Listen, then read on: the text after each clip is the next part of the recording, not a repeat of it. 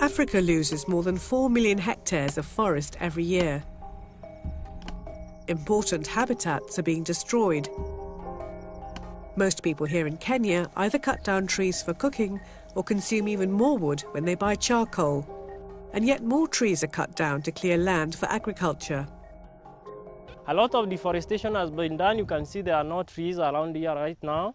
And it's because people rely on firewood. They don't have any other alternative. They have to come on every now and then, every other day, to come and fetch firewood to do their cooking. But Samuel Kinote recognized that an alternative source of fuel is already widely available.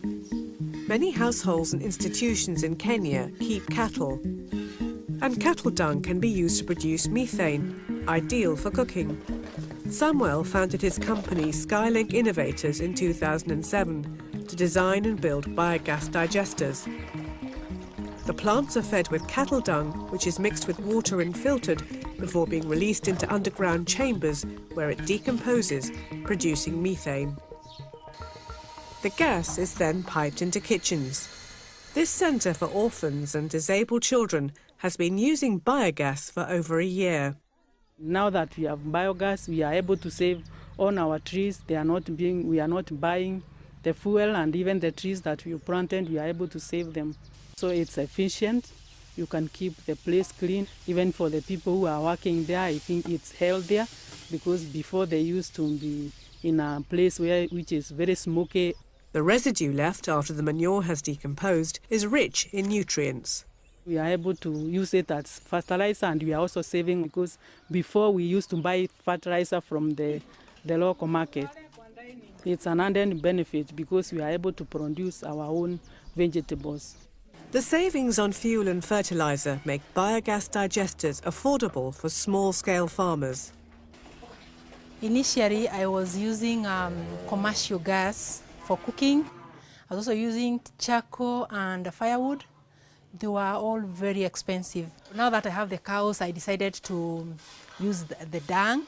I've used it for over 1 year, and since then I've never used any other fuel apart from biogas for cooking everything. The key to SkyLink's success is their commitment to maintaining their systems. SkyLink employ community coordinators such as John.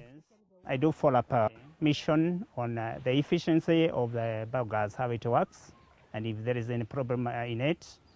I link with Samuel and the others so that they can come and check on whatever is wrong with it.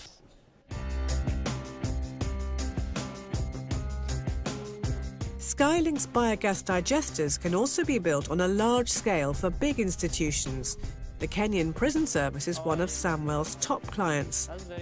This prison was built to house just over 100 inmates. It now holds over 1,000.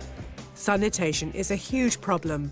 So here, the main advantage of a biogas digester is that it manages human waste, preventing the spread of disease.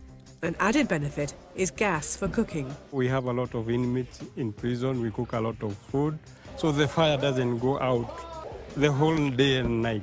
So we want to reduce that cost. The prison benefits from free labour, reducing the cost of construction. The inmates learn valuable skills, which they can put to good use when they're released. So we want to transfer all this knowledge and technology in all the other institutions, or over 100 institutions, so that the government might save much on that.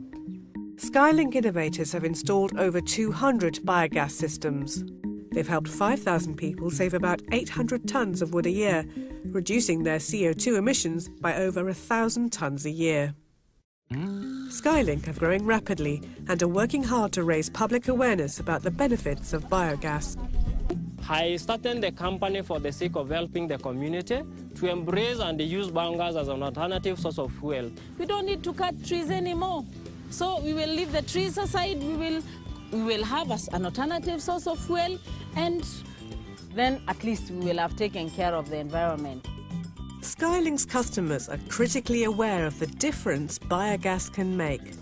This is a technology we need to embrace. We need, you can see we have a very big problem in our environment. Trees are going, the climate is changing.